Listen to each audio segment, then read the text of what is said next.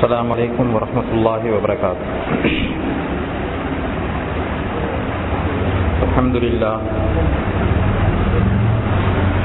لله الذي هدانا لهذا وما كنا لنهتدي لولا أن هدانا الله.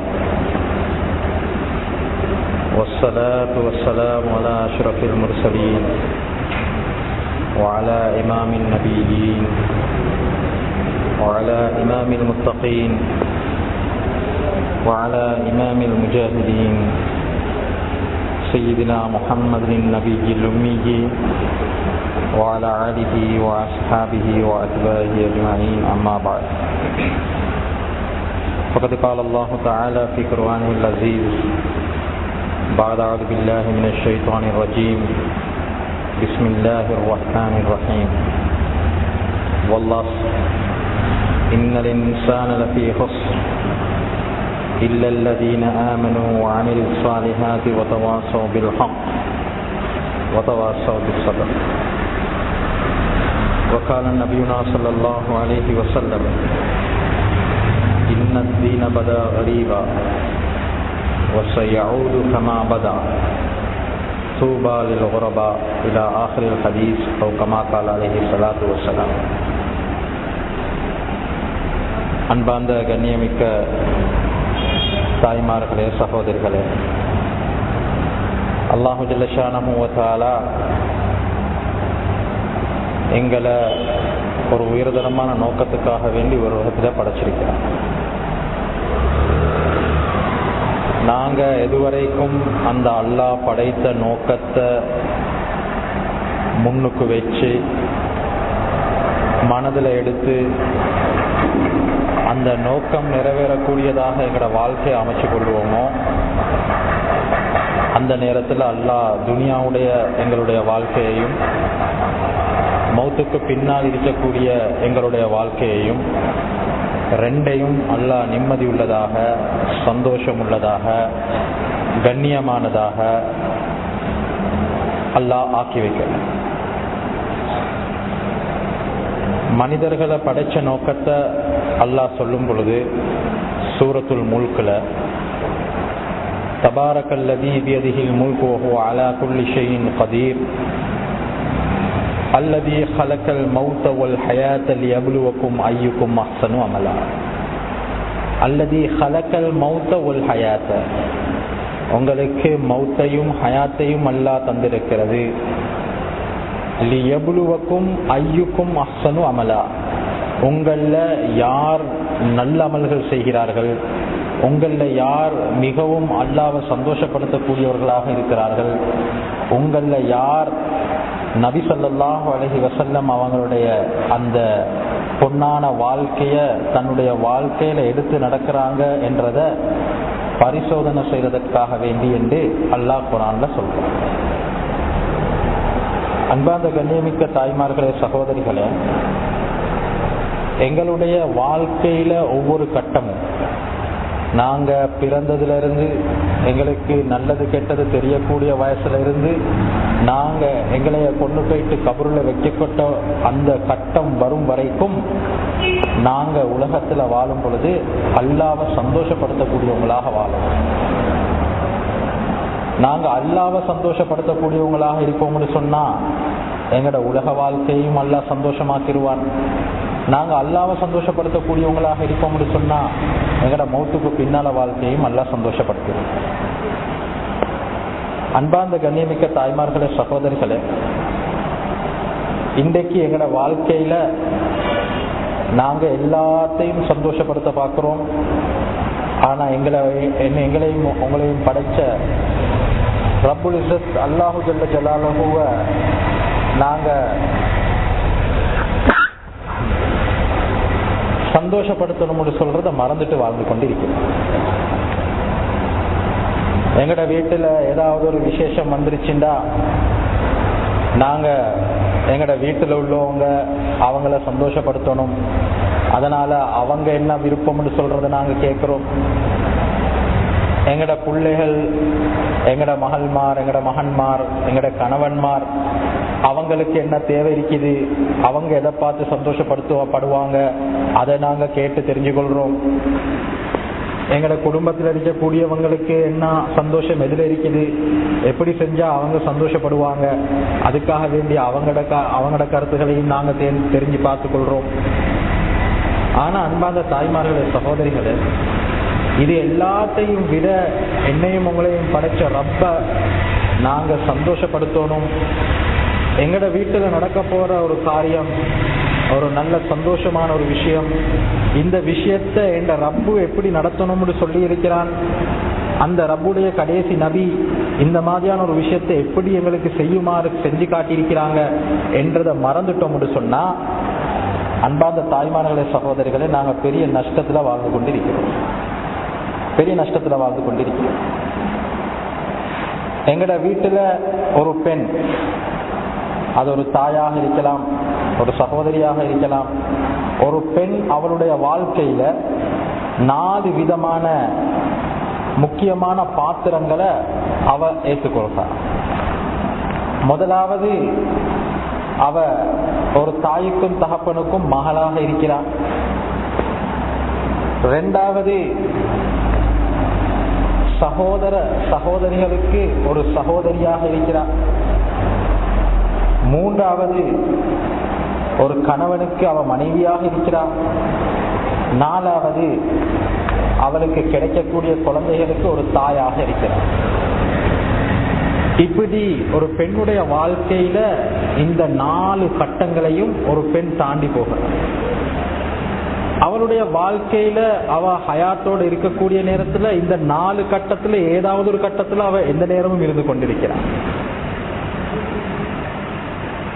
இன்னும் சில பெண்கள் அதுல 2 கட்டங்கள், இன்னும் சில பெண்கள் அதுல 3 கட்டங்கள், இன்னும் சில பெண்கள் அந்த 4 கட்டத்திலையும் வாழ்ந்து கொண்டிருக்கிறார். எனவே இந்த 4 சந்தர்ப்பங்களிலும் நாங்க அல்லாஹ்வை சந்தோஷப்படுத்தக்கூடியவங்களாக இருப்போம் சொன்னா, அல்லாஹு ஜல்லஷானஹு வ தஆலா எங்கட உலக வாழ்க்கையையும் எங்கட மௌத்துக்கு பின்னால வாழ்க்கை, இது 2ஐயும் மிக சந்தோஷமானதாக அல்லாஹ் ஆக்கி வச்சிருக்கான். ஒரு மகள் தந்த தாய்க்கும் தகப்பனத்திலையும் எப்படி நடந்து கொள்ளும், இதை நபி அவங்க ஸல்லல்லாஹு அலைஹி வஸல்லம் எங்களுக்கு காட்டி தந்திருக்கிறார். மகளாக எனக்கு என்ன கடமை இருக்குது, என்னுடைய தாயோட நான் எப்படி நடந்து கொள்ளணும், என்னுடைய தகப்பனோட நான் எப்படி நடந்து கொள்ளணும். அன்பாத தாய்மார்களே, சகோதரிகளே, ஒரு மகளாக நான் என்னுடைய வாப்பா என்னுடைய உம்மாவோட நான் என்ன முறையில நடந்து கொள்ளணும் நபி அவங்க சொன்னாங்க. ஹஜ்ரத் ஜிப்ரீல் அலைஹிஸ்ஸலாத்து வஸ்ஸலாம் நபி இடத்துல வந்தான். வந்து அவங்களோட முன்னால உட்கார்ந்து சில கேள்விகளை கேட்டுட்டு இன்னொரு கேள்வி கேட்டான். நபி அவங்கள்ட்ட கேட்டாங்க, மத்தஸ்ஸா யா ரசூலல்லாஹ், கியாமத்து நாள் எப்ப வரும்னு கேட்டான். ஹஜ்ரத் ஸல்லல்லாஹு அலைஹி வஸல்லம் அவங்க கேள்வி கேட்கக்கூடியவங்களை பார்த்து சொன்னாங்க, அல் மஸ்ஊலு அன்ஹா அஅலம்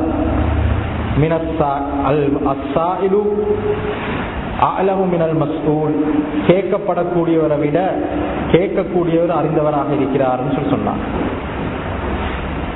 அன்பார்ந்த தாய்மார்களே, இப்ப ஹஜ்ரத் ஜிப்ரீல் அலைஹிஸ்ஸலாம் சொல்றாங்க, அக்பிர்னி அனிஸா, எனக்கு அதனுடைய அந்த அஷராத்துகளை பத்தி சொல்லுங்க, அதனுடைய அடையாளங்களை பத்தி சொல்லுங்க.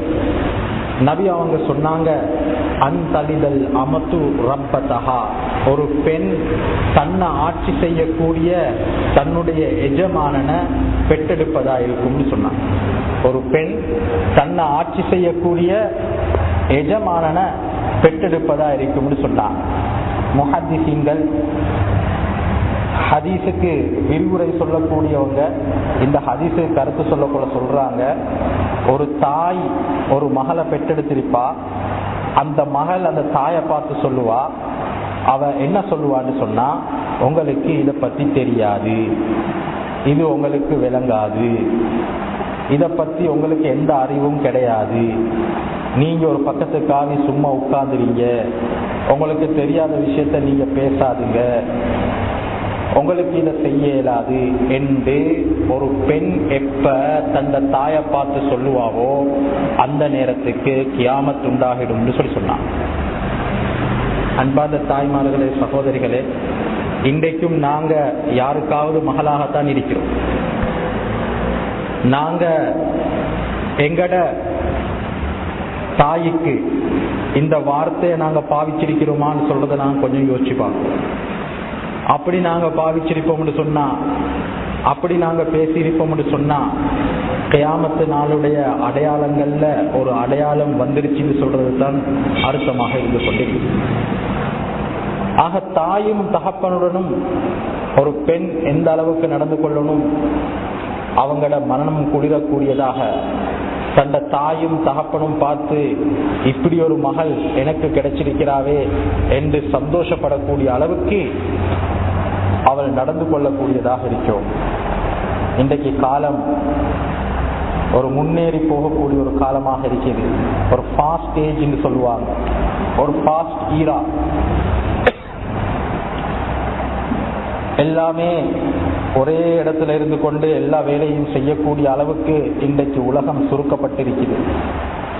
அன்பார்ந்த தாய்மார்களே, சகோதரிகளே, தாய்க்கும் தகப்பனுக்கும் ஒரு பெண் செய்ய வேண்டிய கடமைகளை இஸ்லாம் மிக அழகாக சொல்லி தந்திருக்கிறது.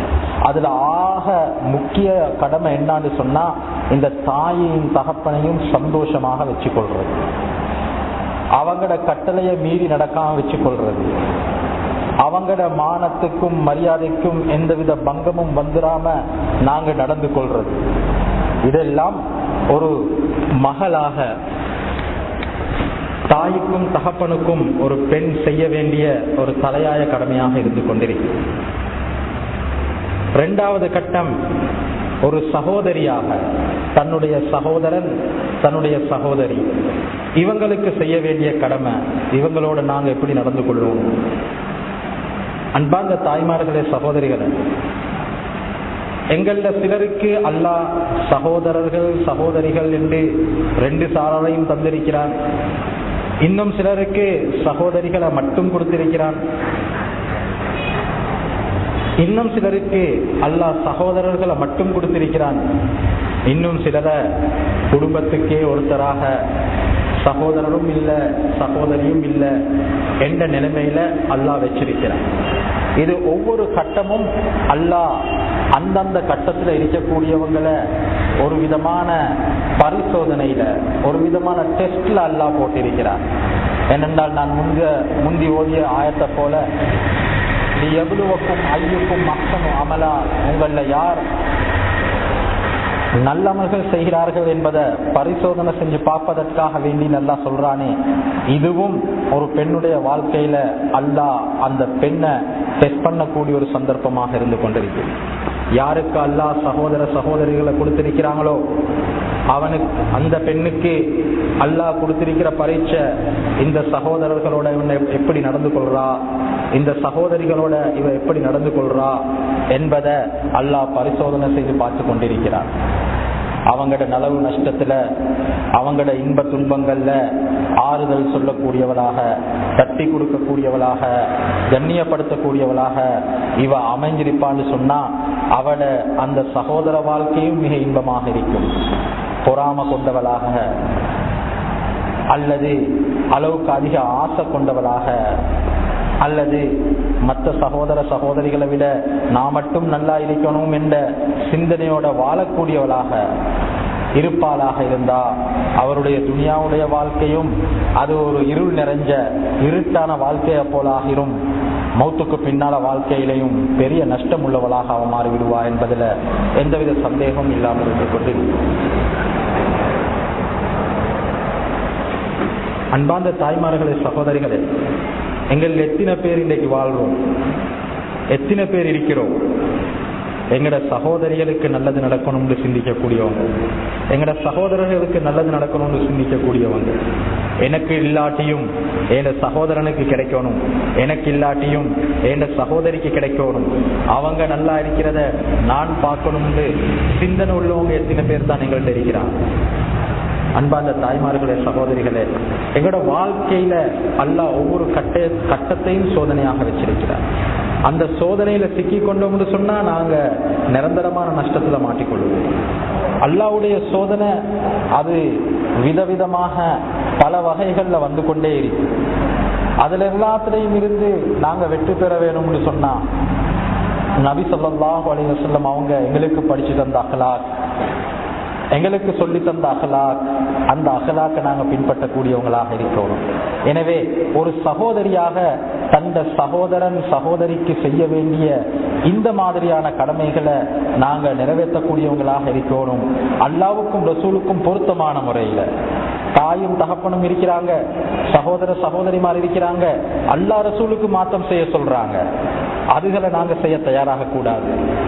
தாயும் தகப்பனுமா இருந்தாலும் அல்லாஹ்வுக்கு மாற்றம் செய்யுங்கன்னு சொன்னா அதை நாங்க புறக்கணிச்சு நடக்கணும், நாங்க தட்டி நடக்கணும்.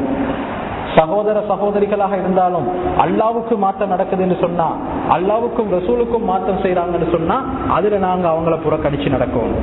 ஆனா இன்றைக்கு பெரிய கைசேதம் என்ன தெரியுமா? தாயும் தகப்பனும் தீன் படி நடங்கன்னு சொன்னா நாங்க அதை விட்டு போட்டுடுறோம். அந்த தாயும் தகப்பனும் தீனுக்கு மாற்றமானதை செய்யுங்கன்னு சொன்னா நாங்க சந்தோஷமா செஞ்சு கொண்டிருக்கிறோம். எங்கட சகோதர சகோதரிகள் தீனுக்கு மாற்றமானதை செய்யறாங்க, அதுக்கு நாங்க உதவியாக, அதுக்கு நாங்க உடந்தையாக இருந்து கொண்டிருக்கிறோம். அல்லாஹ்வுக்கும் ரசூலுக்கும் பொருத்தமானதை செய்வாங்கன்னு சொன்னா அதுக்கு நாங்க மாற்று கருத்து தெரிவிக்க கூடியவங்களாக, அதுக்கு நாங்க எதிராக செல்லக்கூடியவங்களாக நாங்க இன்றைக்கு இருந்து கொண்டிருக்கிறோம். அன்பார்ந்த தாய்மார்களே சகோதரிகளே, எங்கட நிலைமைகளை நாங்க மாற்றிக்கொள்ளணும். எங்கட நிலைமைகளை நாங்க மாற்றிக்கொள்ள இல்லைன்னு சொன்னா நாங்க பெரிய நஷ்டத்தின் பக்கமாக நடந்து கொண்டிருக்கிறோம். மூன்றாவது கட்டம், ஒரு பெண் ஒரு கணவனுக்கு மனைவியாக இருக்கிறார். கணவனுக்கு செய்ய வேண்டிய கடமைகளை ஒரு பெண் சரிவர நிறைவேற்றவில்லைன்னு சொன்னா உலகத்திலையும் நஷ்டப்பட்டுருவா, கியாமத்து நாளிலையும் நஷ்டப்பட்டுருவா. எந்த அளவுக்கு நபி ஸல்லல்லாஹு அலைஹி வஸல்லம் அவங்க சொன்னாங்கன்னு சொன்னா, ஒரு பெண்ணுடைய சொர்க்கத்தை அல்லாஹ் அந்த பெண்ணுடைய கணவனுடைய காலுக்கு கீழால வச்சிருக்கிறான்னு சொன்னான். ஒரு ஆணுக்கு சொர்க்கம் தந்த தாயுடைய காலுக்கு கீழால, அல் ஜன்னத்து தஹ்த அக்தாமில் உம்மஹாத். ஒரு ஆணுடைய சொர்க்கத்தை ஒரு தாயுடைய காலுக்கு கீழால அல்லாஹ் வச்சிருக்கிறான். ஒரு ஆண் எந்த அளவுக்கு தன்னை தாயை சந்தோஷப்படுத்துவானோ, தன்னை தகப்பனை சந்தோஷப்படுத்துவானோ, அந்த அளவுக்கு அந்த தாயும் தகப்பனும் அவனுக்கு சொர்க்கத்தில் அந்தஸ்துள்ளதாக அமைந்து விடுகிறான். இதே போல அன்பார்ந்த தாய்மார்களே சகோதரிகளே, ஒரு பெண்ணுடைய சொர்க்கத்தை கணவனுடைய பொருத்தத்தில் அல்லாஹ் வச்சிருக்கிறான்.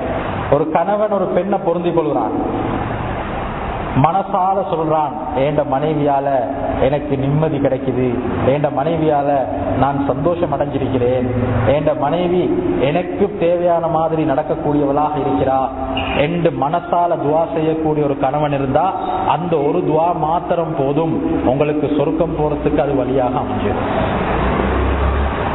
அன்பார்ந்த தாய்மார்களே சகோதரிகளே, தந்த கணவன் கோவப்பட்டுட்டார் என்று சொன்னான். தந்த மனைவியை பார்த்து கணவன் கோவப்பட்டுட்டாரு, இவ என்னைய எந்த நேரமும் என்னைய மனசை நோவிச்சு கொண்டிருக்கிறா, இவ எந்த நேரமும் எனக்கு எதை செய்ய இயலாதோ அதை செய்ய சொல்லி கொண்டிருக்கிறா, இவ பக்கத்துல மற்றவங்களுக்கு எல்லாம் என்ன இருக்குதோ அதையெல்லாம் அவக்கு எடுத்து தாண்டு எனக்கு கேட்டுக்கொண்டிருக்கிறா எந்த நிலைமை வந்துருச்சுன்னு சொன்னா, அன்பார்ந்த தாய்மார்களே சகோதரிகளே, நல்ல நினைவு வச்சுக்கோங்க, உங்களோட கணவன் உங்களோட கோவப்பட்டுட்டா நீங்க தங்கும் இடம் நரகமாக ஆகிவிடும். அது நீங்க எவ்வளவு அமல் செஞ்சாலும் சரி, எவ்வளவு திக்ராத்துகள் செஞ்சாலும் சரி, எத்தனை கோடி சலவாத்துகள் ஓதினாலும் சரி, எவ்வளவு தொழுதாலும் சரி, ஹஜ்ஜி உம்ராக்கள் செஞ்சாலும் சரி, நோன்பு ஜக்காத்துகள் பிடிச்சி கொடுத்தாலும் சரி, எது செஞ்சிருந்தாலும் கணவன் கோவப்பட்டுட்டாருன்னு சொன்னா, கணவன் சொல்றாரு இப்படி ஒரு பெண்ணை நான் திருமணம் முடிச்சதை பத்தி நான் கவலைப்படுறேன்னு சொல்ற அளவுக்கு அந்த மனைவி நடந்து கொண்டான்னு சொன்னா அது அவருக்கு நரகம் போறதுக்கு காரணமாக அமைஞ்சிடும். ஒவ்வொரு பெண்ணுடையும் பொறுப்பு, ஒவ்வொரு மனைவியுடையும் பொறுப்பு தந்த கணவனிடத்துல ஒவ்வொரு நாளும் கேளுங்க, நீங்க என் மூலமாக சந்தோஷமா இருக்கிறீங்களா அல்லது கோவப்பட்டிருக்கிறீங்களா, நான் உங்களோட மனசை நோவடிச்சிருக்கிறேனா அல்லது உங்களுக்கு நான் சந்தோஷம் கொடுத்திருக்கிறேனா. அன்பார்ந்த தாய்மார்களே, ஒவ்வொரு நாளும் கட்டாயம் கேளுங்க கணவனிடத்துல. இல்லன்னு சொன்னா பெரிய நஷ்டத்துல போயிட்டு மாத்திட்டு கொள்ளும். அமல் செஞ்சிருப்போம்,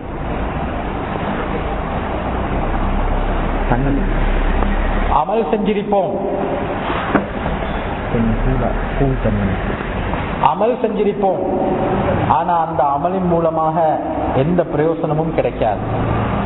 கணவன் சந்தோஷம் இல்லாட்டி எங்கட வாழ்க்கையே ஒரு நரகமாக மாறிடும் சொல்வது என்ன வச்சுப்போம். அது எவ்வளவு வசதி உள்ள கணவனாக இருந்தாலும் சரி, வசதியே இல்லாத ஏழை கணவனாக இருந்தாலும் சரி, கணவன் சந்தோஷம் உங்களோட சொருக்கமாக இருந்து கொண்டிருக்கு. நாங்க எப்பவுமே இந்த விஷயத்த மனசுல வச்சு கொள்ளணும். ஏண்ட கணவன் என்னைய பார்த்து சந்தோஷப்படுறாரு, ஏண்ட கணவன் என்னைய பார்த்து பொருந்தி கொள்றாருன்னு சொன்னா அது எனக்கு சொருக்கம் கிடைக்கிறதுக்கு ஒரு காரணமாக அமைஞ்சிருக்கு. அன்பார்ந்த தாய்மார்களே, சகோதரிகளே, கணவன் உள்ளத்துல சந்தோஷத்தை உண்டாக்குறது எங்கட பெரிய பொறுப்பாக இருந்து கொண்டிருக்கிறது. எந்த அளவுக்கு நபி ஸல்லல்லாஹு அலைஹி வஸல்லம் அவங்க சொன்னாங்கன்னு சொன்னா, ஒரு பெண் தன்னுடைய கணவன் கட்டிலுக்கு வாழ்ந்து அழைச்சி அந்த பெண் அந்த கட்டிலுக்கு போகாம அவ மறுத்து அந்த இரவை கழிப்பான்னு சொன்னா, விடியும் வரைக்கும் மலக்குமார்கள் எல்லாரும் சேர்ந்து அந்த பெண்ணுக்கு பதுவா செய்யறாங்கன்னு சொல்லி சொன்னாங்க. எந்த அளவுக்கு பயங்கரமான ஒரு விஷயம் சொல்லி யோசிச்சு பாரு. இன்றைக்கு எந்த அளவுக்கு எங்கட பெண்கள் எந்த நிலைமைக்காக இருக்கிறாங்கன்னு சொன்னா, அந்நிய பெண்களை பார்த்து அந்நிய பெண்கள்கிட்ட இருக்கக்கூடிய கலாச்சாரங்கள் எங்கட கலாச்சாரங்களாக ஆக்கி கொண்டு இன்றைக்கு எந்த நிலைமைக்கு ஆகிட்டாங்கன்னு சொன்னா, கணவனுக்கு கோபத்தை காட்டுறாங்க. கணவன்கிட்ட கேட்டாங்க, அது கிடைக்க இல்ல, மூஞ்ச தூக்கி வச்சு கொண்டிருக்கிறான். கணவனை பார்த்து சிரிக்கிறாங்க இல்ல, கணவன் வீட்டுக்கு வரும் பொழுது கணவனை வரவேற்கிறதுக்கு வீட்டுக்கு முன்னால வாராங்க இல்ல. அன்பார்ந்த தாய்மார்களே, சகோதரிகளே, கணவனுக்கு செய்ய வேண்டிய கடமைகளை நாங்க தவற விட்டுட்டோம்டா நாங்க தங்கும் இடம் நரகமாக இருக்கும். அல்லாஹ் பாதுகாக்கும். நபி ஸல்லல்லாஹு அலைஹி வஸல்லம் அவங்க எப்பவுமே சொல்லுவாங்க, ஒரு மனைவி தான் கணவன் வீட்டுக்கு வரும் பொழுது அழகாக உடுத்து அலங்காரிச்சு அந்த கணவனை சிரிச்ச முகத்துடன் வரவேற்கக்கூடிய ஒரு மனைவியாக இருக்கும். இது இஸ்லாம் எங்களுக்கு சொல்லித்தர பாடம். இஸ்லாம் எங்களுக்கு சொல்லித்தர பாடம். இன்றைக்கு நாங்க எப்படி எங்கட கணவனை நாங்க வரவேற்கிறோம்? வீட்டில் இருக்கும் பொழுது உள்ள ஊத்த உடுப்பத்தான் உடுத்து கொண்டிருக்கிறோம். எவ்வளவு பெரிய ஊத்த உடுப்பு இருக்குதோ அந்த ஊத்த உடுப்பத்தான் நாங்க உடுத்து கொண்டிருக்கிறோம். கேட்டா சொல்றது வீட்டு வேலை. வீட்டு வேலையின் பழுவின் காரணமாக உடுத்திருக்கிற உடுப்புகள் எல்லாம் ஊத்த. கணவன் வீட்டுக்கு வரும் பொழுது கணவனுக்கு முன்னால நாங்க ஒரு பசுமான பெண்ணாக நிக்கிறது இல்ல, முகம் கழிவில்ல, முடிசீவில்ல, ஒழுங்கான ஒரு அழகான உடுப்பு உடுத்தில்ல. அன்பார்ந்த தாய்மார்களே, இது ஷரியத் எங்களுக்கு சொல்லித்தாரது. கணவன் வேலைக்கு போயிட்டு வீட்டுக்கு வராரு, வீட்டுக்கு வரப்போல நீங்க எந்த அளவுக்கு அழகாக கணவனுக்கு காட்சி அளிக்கலுமோ அந்த அளவு அழகாக நீங்க கணவனுக்கு காட்சி அளிக்க கடமைப்பட்டவங்களாக இருக்கிறீங்க. வீட்டுக்கு வர கணவன் உங்களைய பார்த்த உடனே அவருடைய வேலையில இருந்த எல்லா டென்ஷனும் அவருக்கு போயிட்டுறணும். இன்றைக்கு வீட்டுக்கு வர கணவனுக்கு வீட்டுக்கு போறதுக்கு பயம்.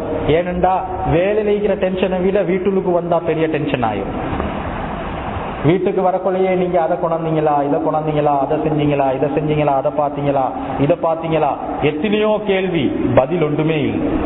எத்தனையோ கேள்வி. கணவனை நிக்க வச்சு கேள்வி கேட்கக்கூடிய பெண்களும் இருக்கிறாங்க.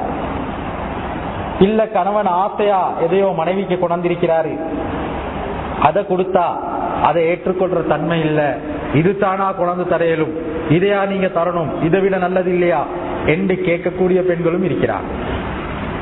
இங்க மாத்தரையில உள்ள பெண்கள் இப்படின்னு சொல்ல இல்ல, எங்கட பகுதியில் இருக்கிற பெண்கள் நடந்து கொள்றத சொல்றோம். யாரும் கோவிச்சு கொள்ள கூடாது.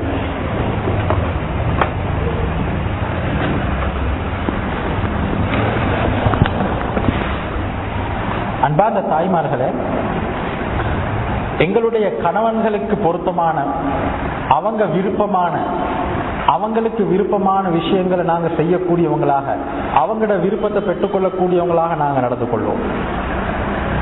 அதிலே மிகவும் விசேஷமாக நபி ஸல்லல்லாஹு அலைஹி வஸல்லம் அவங்க சொன்னாங்க, ஒரு சிறந்த பெண் யாரு தெரியுமா? தாண்ட கணவன் தாண்ட வீட்டுக்கு யார் வாரது விருப்பம் இல்லைன்னு சொல்றாரோ அப்படியானவங்களை அந்த வீட்டுக்கு அவ எடுக்காம இருக்கிறது தான் சிறந்த பெண் என்று சொன்னான். கணவனுக்கு விருப்பம் இல்ல, எங்களுக்கு விருப்பம் தான், ஆனா கணவனுக்கு விருப்பம் இல்ல அப்படின்னு சொன்னா நாங்க அதை தவிர்த்து நடக்கணும். ஏண்டா நாங்க வர வச்சிட்டோம்னு சொன்னா கணவன் மனசு உடையக்கூடிய நிலைமை ஏற்பட்டுரும். அதனால வேற வேற சிக்கல்கள், வேற பிரச்சனைகள் எல்லாம் ஏற்படுறதுக்கு காரணமாக இருக்கும். எனவே நாங்க அதை தவிர்த்து கொள்றதாக ஏற்றமானதாக இருந்து கொண்டிருக்கிறோம். ஆக ஒரு பெண் கணவனாக, ஒரு கணவனுக்கு மனைவியாக இருந்து தந்த கணவன் உள்ளத்தை சந்தோஷப்படுத்தக்கூடியவளாக இருக்கும். ஒரு கணவன் சொல்லணும், எனக்கு கிடைச்ச மனைவியை போல வேற யாருக்கும் மனைவி கிடைச்சிருக்க மாட்டான். இன்றைக்கு கணவன்மார்கள் சொல்றாங்க தான், எனக்கு கிடைச்ச மனைவியை போல யாருக்கும் வேற யாருக்கும் மனைவி கிடைச்சிருக்க மாட்டாங்க, அப்படி யாருக்கும் கிடைச்சிடக்கூடாது. ஏண்டா அந்த அளவுக்கு எனக்கு டென்ஷன் கொடுக்குறான், என்ற நிம்மதியே இல்லாமாக்கிட்டா, என்ற சந்தோஷத்தை இல்லாமாக்கிட்டா என்று சொல்லக்கூடிய அளவுக்கு நாங்கள் இன்றைக்கு பார்த்து கொண்டிருக்கிறோம். அன்பார்ந்த தாய்மார்களே, சகோதரிகளே, கொஞ்சமா இருந்தாலும் நாங்க பொருந்திக் கொள்ளக்கூடிய தன்மை வரும். கணவனுக்காக வேண்டி கஷ்டங்களை, துன்பங்களை ஏற்றுக்கொள்ளக்கூடிய தன்மை வரும்.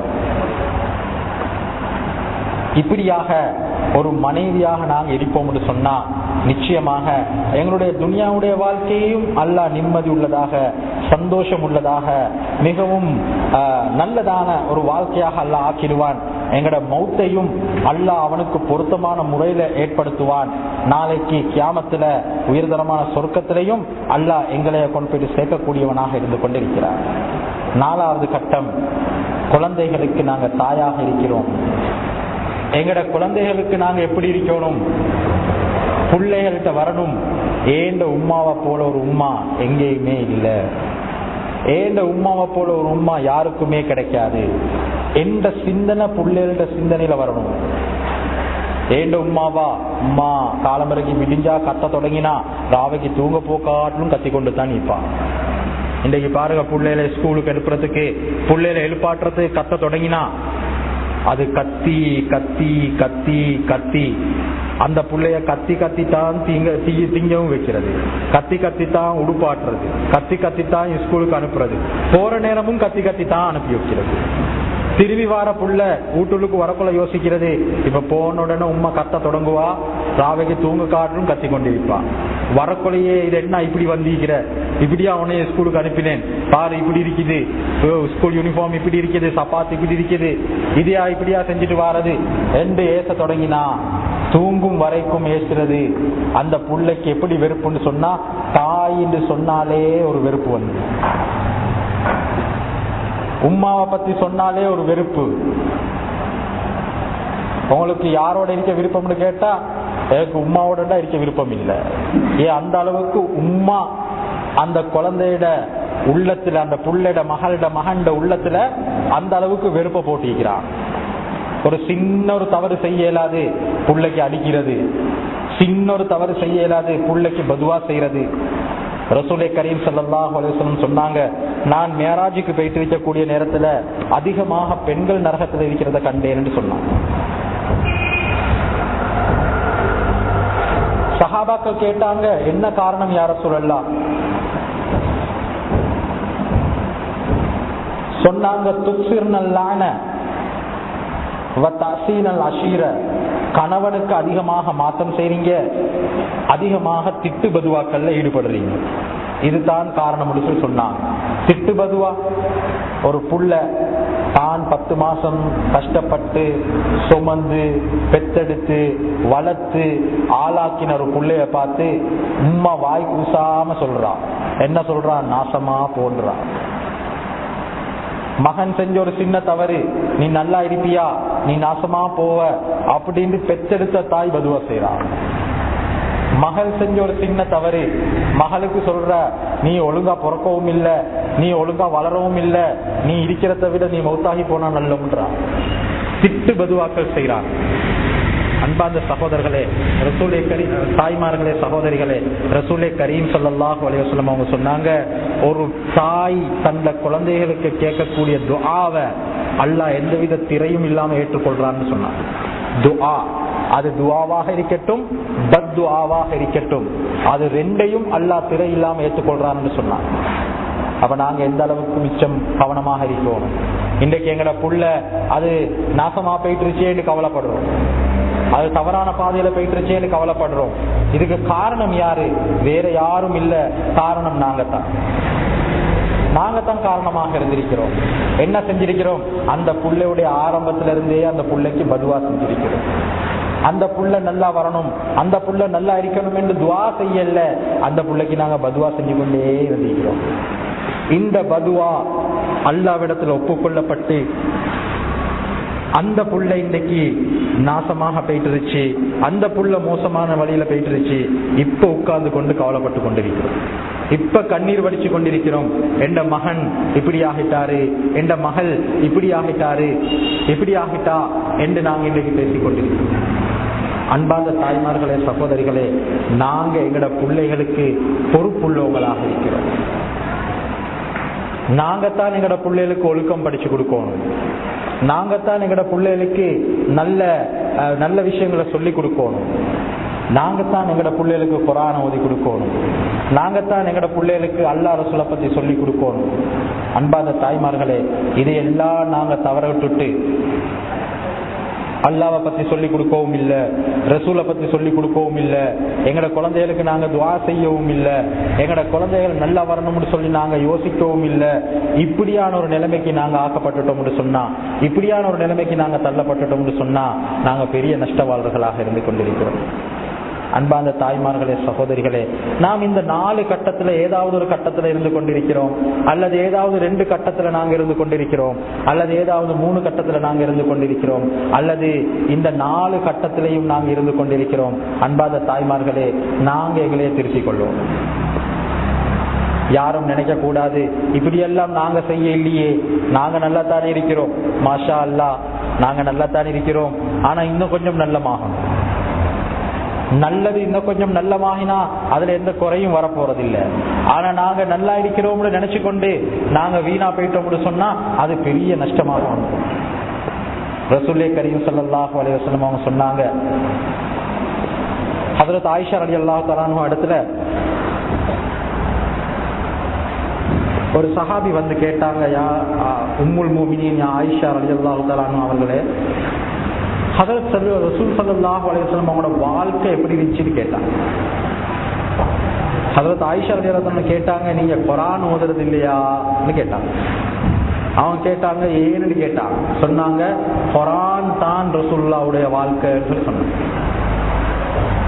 ஹஜ்ரத் ஸல்லல்லாஹு அலைஹி வஸல்லம் சொன்னாங்க, குர்ஆனுடைய வாழ்க்கை இருக்குது, இந்த வாழ்க்கையுடைய சாராம்சம் 4 விஷயத்துல இருக்குது சொன்னாங்க. ஹஜ்ரத் ஸல்லல்லாஹு அலைஹி வஸல்லம் அவங்க, சில் மன் கதா, உங்களை யாரு வெட்டி நடக்கிறாங்களோ, உங்களோட குடும்பத்தில் உள்ளவங்க, உங்களோட சகோதரர்கள், உங்களோட சகோதரிகள், உங்களோட குடும்பத்தை சேர்ந்தவர்கள் யார் உங்களைய வெட்டி நடக்கிறாங்களோ அவங்கள நீங்க சேர்த்து நடந்துக்கோங்க. சில்மன் கதா, ஆக கஷ்டமான ஒரு விஷயம். உங்களைய கண்டாலே ஏசுறாங்க, உங்களைய கண்டாலே உங்களைய பிடிச்சி விரட்டுறாங்க, எங்கட வீட்டு வாசலுக்கு வரவானாண்டாங்க, எங்கட மௌத்திலையும் முழிக்க வானாண்டாங்க, எங்களோட குடும்பத்தோட நீங்க சம்பந்தமே வச்சுக்கொள்ள வானாண்டாங்க, எங்கட இந்த பக்கம் கூட தலை வச்சு படுக்க வானாண்டாங்க, உங்கள வெட்டி நடக்கிறாங்க, உங்களைய வானாண்டு சொல்றாங்க. நபி சொன்னாங்க, சில்மன் கதாக், யாரு உங்களைய வெட்டி நடக்கிறாங்களோ அவங்களோட நீங்க சேர்ந்து நடங்கன்னு சொன்னாங்க. குடும்பத்தில் இருக்கிற உம்மா சொல்றாங்க, ஏண்ட மூஞ்சிலே முழிக்க வானா, நீங்க அதை பாராட்டி கொண்டு உம்மாவோட கோபம் பிடிக்க வானா. நபி சொல்லி தந்தாங்க, உம்மா ஏசட்டும் பேசட்டும் எதையும் செய்யட்டும், ஆனா நீங்க அந்த தாய்க்கு செய்ய வேண்டிய கடமைகளை செய்ய, அந்த தாயோட சேர்ந்து நடங்கன்னு சொல்லி சொன்னாங்க. குடும்பத்துல இருக்கிறவங்க உங்களைய வானான்றாங்க, நீங்க அவங்க வானாண்டு சொன்னாலும் அவங்க எங்களுக்கு வேணும்னு நீங்க நடந்துக்கோங்க. அவங்க என்ன செய்யறாங்கன்னு சொல்றது உங்களுக்கு தேவையில்லை, ஆனா நீங்க என்ன செய்றீங்கன்னு சொல்றது உங்களுக்கு முக்கியமானதாக இருக்கு. நபி சொன்னாங்க, சில்மன் கதாக், ஆக கஷ்டமான வேலை. எங்களே யாராவது எங்கட மூஞ்சிக்கு ஏசிட்டாங்க, எங்கட வீட்டுக்கு வரவானாண்டுட்டாங்க, அவங்கட வீட்டுக்கு நாங்க போறதா, அவங்களோட நாங்க சேர்ந்து நடக்கிறதா, அவங்களோட கல்யாணம் நல்ல விஷயம் ஒன்றுக்கும் எங்களுக்கு இன்விடேஷன் வர இல்ல, ஆனா எங்கட வீட்டுல ஒரு நல்ல விஷயம் நடக்குது, அவங்களோட வீட்டு வாசல் தேடி போயிட்டு அவங்கள நாங்க அழைச்சிட்டு வரணும். சில்மன் கதா நபி சொன்னாங்க, யார் உங்களை வெட்டி நடக்கிறாங்களோ அவங்கள நீங்க சேர்ந்துடணுங்க. இரண்டாவதாக சொன்னாங்க வாஃபுமன் லலமத், யார் உங்களுக்கு அநியாயம் செஞ்சாங்களோ அவங்கள நீங்க மன்னிச்சு விட்டுருங்க.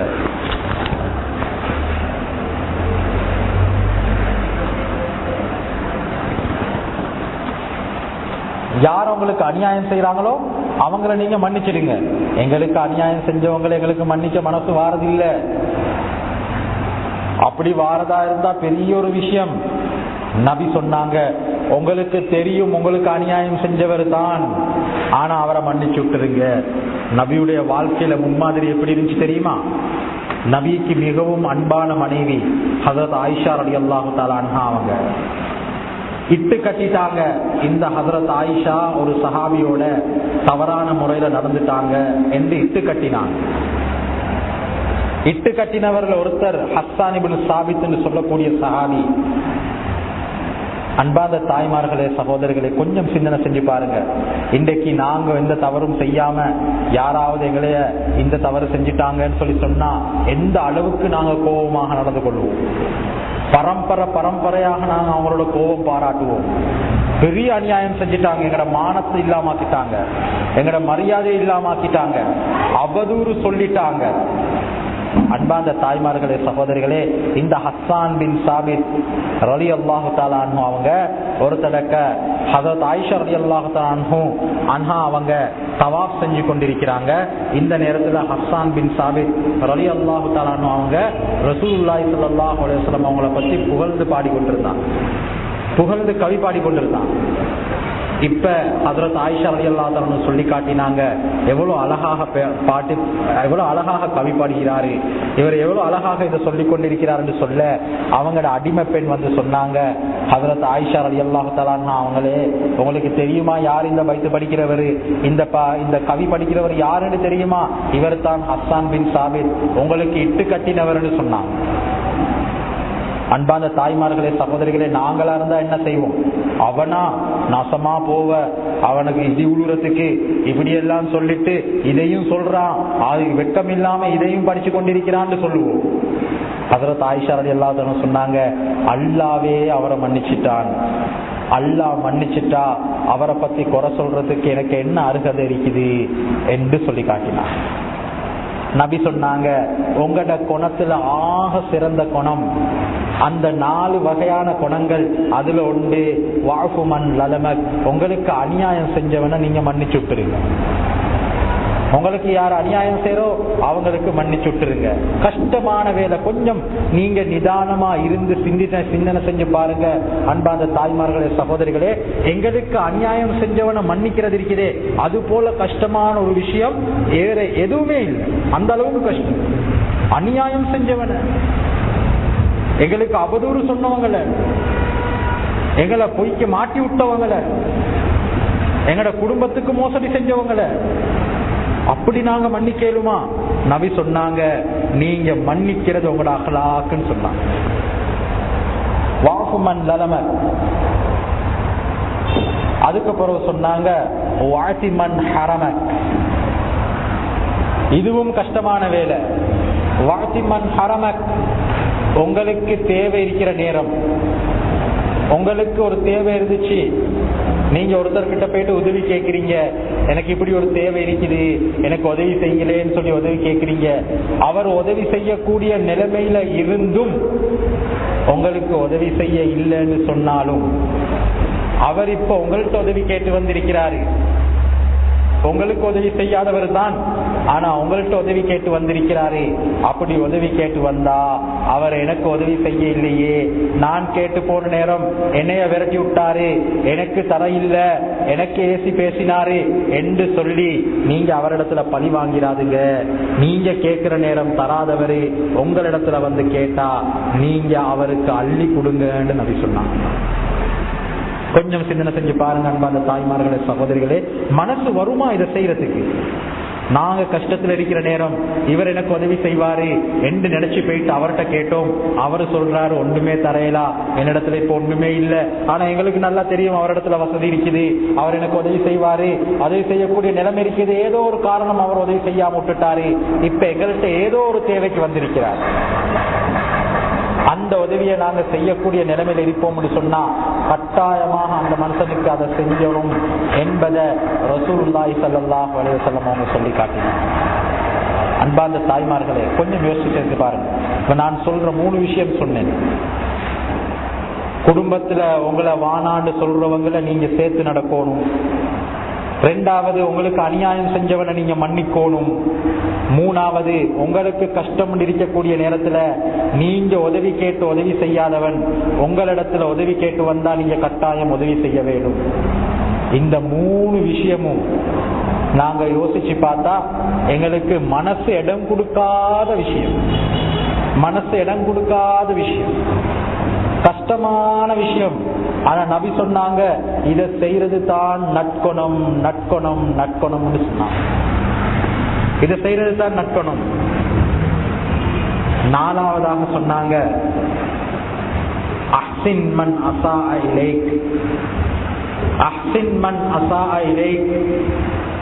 உங்களைய கேவலமாக உங்களை மதிச்சவர், உங்களைய கேவலமாக கணக்கெடுத்தவர், உங்களைய மானபங்கப்படுத்தினவர், உங்களைய துச்சத்துக்கும் கணக்கெடுக்காம நடந்தவர், அவரை நீங்க சந்திக்க நேரிட்டா அவருக்கு நீங்க நலவு செய்ய, அவரை நீங்க கண்ணியப்படுத்துங்க, நீங்க அவரோட மரியாதையா நடந்துக்கோங்க. இத நபி ஸல்லல்லாஹு அலைஹி வஸல்லம் அவங்க சொன்னாங்க. அஹ்சின் மன் அஸா இலைக், உங்களுக்கு மாத்தம் செஞ்சவருக்கு நீங்க மாத்தம் செய்யாதுங்க, நீங்க நலவு செய்யுங்கன்னு சொல்லி சொன்னாங்க. அன்பார்ந்த கண்ணியமிக்க தாய்மார்களே, சகோதரிகளே, இந்த 4 குணமும் நபியுடைய அஹ்லாக்னு ஹஜ்ரத் ஆயிஷா ரலியல்லாஹு அன்ஹா சொன்னாங்க. நபியுடைய குணம்ண்டா இந்த 4 குணமும் தான். இந்த 4 குணத்தையும் எங்கட வாழ்க்கையில நாங்க எடுத்துட்டோம்னு சொன்னா, நான் சொன்னனே ஒரு பெண் 4 கட்டத்தை தாண்டான்னு சொன்னோமே, அந்த 4 கட்டத்திலும் அல்லாஹ்வை சந்தோஷப்படுத்தினவளாக ஆக்குவார். அல்லாஹ்வை சந்தோஷப்படுத்தினவளாக அவ ஆகிடுவான்னு சொல்றதுல எந்தவித சந்தேகமும் இல்லை. ஏன்டா அவரிடத்துல இந்த 4 தன்மையும் இருக்குது. மன்னிக்கக்கூடிய தன்மை இருக்குது, நலவு செய்யக்கூடிய தன்மை இருக்குது, பாராட்டி திரியக்கூடிய தன்மை கிடையாது. அவ மற்றவங்களுக்கு கொடுக்கணும்னு சொல்ற யோசனை உள்ளவ, மற்றவங்களை பார்த்து பொறாமப்படக்கூடிய தன்மை அவரிடத்துல இருக்க மாட்டாது. இப்படியான தன்மைகள் எங்களிடத்துல வந்துடும் சொன்னா அந்த நபி எந்த வழி எங்களுக்கு காட்டினாங்களோ அந்த வழியில நாங்க நடக்கக்கூடியவங்களாக ஆகிடுவோம்.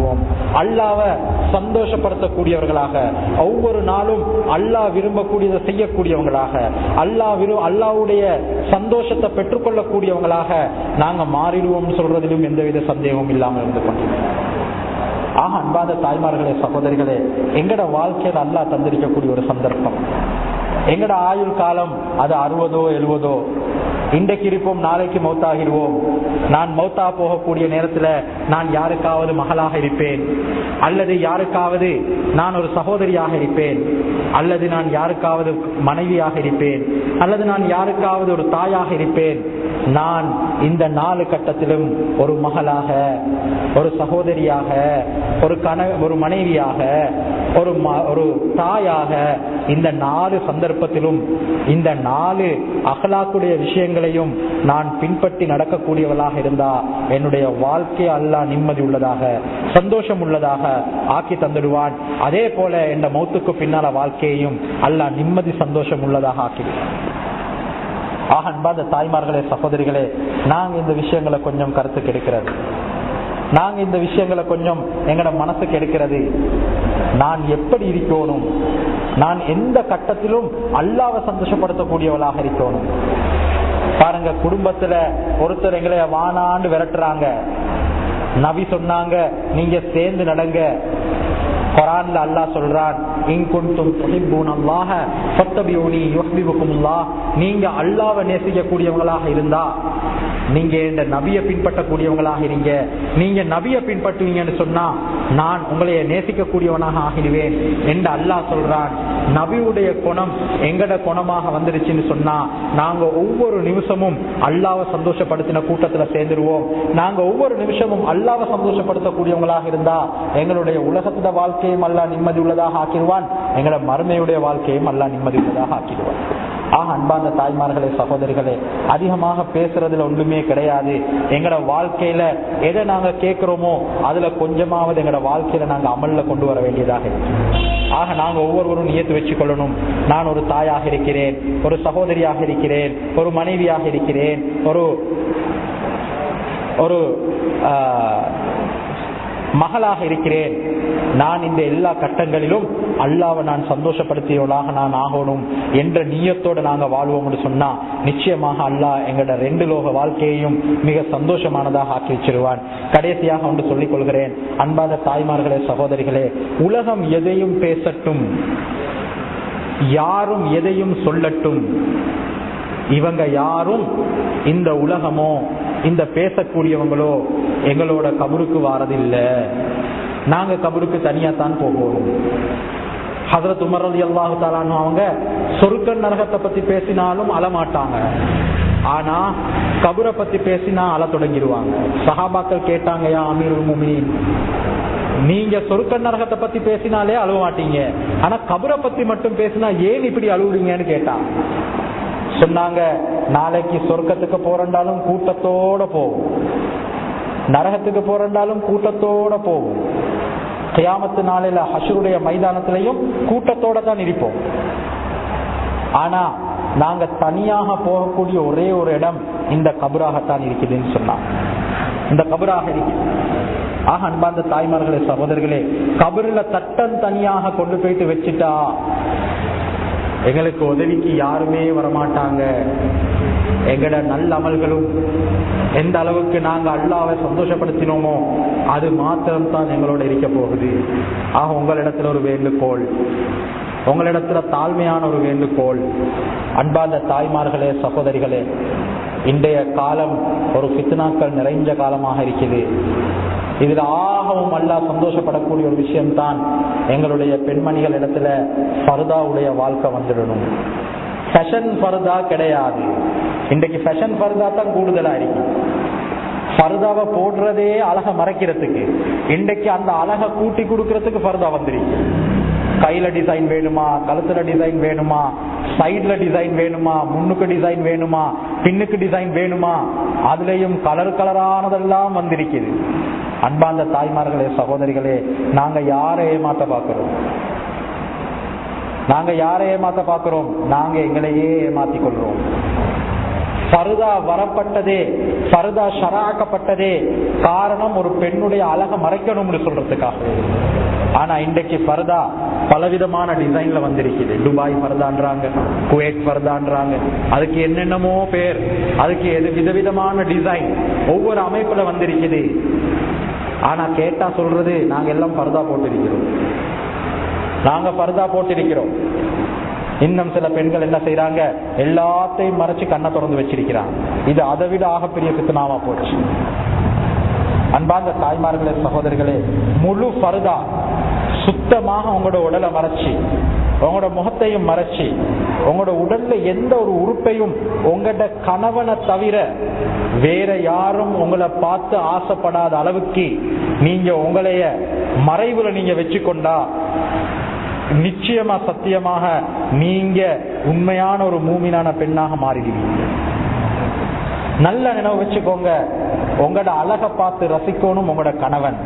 ஆனா இன்றைக்கு பாவம் என்ன ஆகிக்குது பாருங்க, வீட்டுல கணவன் இருக்கிற நேரம் நாங்க இருக்கிற கோலம் வேலைக்காரியை விட மோசம். வீட்டுல கணவன் இருக்கிறாரு, நாங்க வேலைக்காரியை விட மோசமா தான் நிக்கிறோம். ஆனா ரோட்டுல கல்யாண வீட்டுக்கு போறோம், ஒரு பங்கன் வீட்டுக்கு போறோம்னு சொன்னா ரோட்டுல நாங்க எப்படி போறோம்? அலங்கரிச்சு சீரி சிங்காரிச்சு அது எதெல்லாம் செய்யலுமோ அதெல்லாம் செஞ்சு, ரோட்டுல போறவங்க கூட மூக்கு மேல விரல வச்சு இப்படியும் ஒரு பெண் எங்கட மஹல்லால இருக்கிறாவா என்று கேட்கக்கூடிய அளவுக்கு, அந்த அளவுக்கு ஆகி நாங்க போறோம். நபி அவங்க எங்களுக்கு சொல்லி தந்தது, அல்லாஹ் எங்களுக்கு கட்டளையாக சொன்னதுக்கு நேர் மாற்றத்தை நாங்க செஞ்சு கொண்டிருக்கிறோம். அன்பார்ந்த தாய்மார்களே, சகோதரிகளே, யாரும் கோவிச்சு கொள்ள கூடாது. ஏன் சொல்றேன்னு சொன்னா கவலையின் காரணமாக சொல்றேன். நான் எங்கட பகுதியில லேடிஸ் மதரசா நடத்தக்கூடிய ஒரு மனிதர். கொழும்புல கூட தர்பியத்துல் பனாத்துல நான் பாடம் எடுக்கிறேன். அன்பார்ந்த தாய்மார்களே, சகோதரிகளே, எல்லாம் இளம் வயது பெண்கள் என்னிடத்துல படிக்கிறாங்க. 13 வயசுல இருந்து 23 வயசு மட்டும் இருக்கக்கூடிய பெண்கள் என்னிடத்துல படிக்கிறாங்க. அன்பார்ந்த தாய்மார்களே, சகோதரிகளே, இந்த பெண்களுடைய திருத்தம் இருக்கிறதே, அது பெரிய மாற்றங்களை இன்றைக்கு உருவாக்கி கொண்டிருக்கு. பெரிய மாற்றங்களை உருவாக்கி கொண்டிருக்கு. அன்பார்ந்த தாய்மார்களே, சகோதரிகளே, நாங்க எங்களைய ஷரியத்துள்ளுக்கு ஆக்கிக் கொள்வோம் என்று சொன்னா, நாங்க எங்களைய தீனுள்ளுக்கு போட்டுக் கொள்வோம் என்று சொன்னா, நிச்சயமாக சத்தியமாக அல்லாஹ் எங்களுக்கு எதையெல்லாம் வாக்களிச்சிருக்கிறானோ அதெல்லாம் ஒரு குறையும் இல்லாம தந்துடுவார். நாங்க இந்த இடத்துல இருந்து உறுதியாக நியத்து வச்சுக் கொள்றது, நான் முழு பர்தா உள்ள ஒரு பெண்ணாக மாறிடணும். ஃபேஷன் பர்தா உள்ள பெண்ணாக இல்ல, கலர் பர்தா உள்ள பெண்ணாக இல்ல. எந்த பர்தாவை ஷரியத் எனக்கு சொல்லி தந்திருக்கிறதோ அந்த பர்தா உள்ள பெண்ணாக நான் ஆகிடணும்னு சொல்லி ஒவ்வொரு பெண்ணும் இந்த இடத்துல இருந்து நியத்து வச்சுக்கோ. இங்க இருக்கக்கூடிய ஒவ்வொரு தாய்மாரும் ஒவ்வொரு சகோதரியும் இதை ஆணித்தனமாக உள்ளத்துல வச்சுக்கோங்க. அன்பார்ந்த தாய்மார்களே, சகோதரிகளே, உலகத்துல நாங்க எங்களுக்கு விருப்பமான முறையில வாழ்ந்துட்டு நாளைக்கு எங்களை கபூர்ல கொண்டு போயிட்டு வச்சுட்டாங்கண்டா அல்லாஹ்விடத்துல நாங்க பதில் சொல்ல வேண்டியதாக இருக்குது. அதை நாங்க மனசுல கட்டாயமாக உறுதியாக நாங்க வச்சுக்கொள்ள வேண்டியதாக இருக்குது. அன்பார்ந்த தாய்மார்களே, சகோதரிகளே, பெண்கள் என்றா இலகிய உள்ளம் படைச்சவங்களாக இருக்கிறாங்க. எதையும் ஏற்றுக்கொள்வாங்க. நல்ல முறையில சொன்னா எதையும் ஏற்றுக்கொள்ளக்கூடியவங்களாக இருக்கிறாங்க. நாங்க அல்லாஹ் ரசூலை ஏற்றுக்கொள்ளக்கூடியவங்களாக மாறிடுவோம். அவங்க அல்லாஹ் ரசூலை சந்தோஷப்படுத்தக்கூடியவங்களாக மாறிடுவோம். எங்கட வாழ்க்கையில் ஒரு மாற்றத்தை கொண்டாடுவோம். எங்கட குழந்தைகள், எங்கட குடும்பம், எங்கட சொந்தக்காரவங்க இடத்துல அவங்க எங்கட மாற்றத்தை பார்த்து அவங்கள மாற்றிக்கொள்ளக்கூடியவங்களாக நாம் ஆகக்கூடியதாக ஆகும். எனவே எல்லாம் வல்ல அல்லாஹ் ஜல்ல ஷானஹு வ தஆலா எனக்கும் உங்களுக்கும் அந்த தௌஃபீக்கு, அந்த பாக்கியத்தை தரணும்னு கேட்டுக்கொண்டு அல்லாஹ் எங்களுடைய பாவங்களை மன்னித்து தருவானாக, எங்களுடைய நிலைமைகளை சீரானதான ஆக்கி தந்தருவானாக, எங்களுடைய உள்ளத்தை சுத்தப்படுத்தி அல்லாஹ் ரசூலுடைய அந்த அன்பை இரக்கத்தை அல்லாஹ் எங்களுடைய உள்ளத்துல போட்டுடுவானாக. பர்தா உள்ள பெண்களாக எங்களுடைய பெண்மணிகள் ஆக்கிடுவானாக. உண்மையான பர்தாவை அனுஷ்டிக்கக்கூடிய பெண்களாக எங்கள் அனைவரையும் அல்லாஹ் ஆக்கிடுவானாக. இந்த துஆவை அவனுடைய மாபெரும் கிருபையை கொண்டு கபூல் செய்து கொள்வானாக. வாஹிரு தஅவானா அல்ஹம்துலில்லாஹி ரப்பில் ஆலமீன். அஸ்ஸலாமு அலைக்கும் வரஹ்மத்துல்லாஹி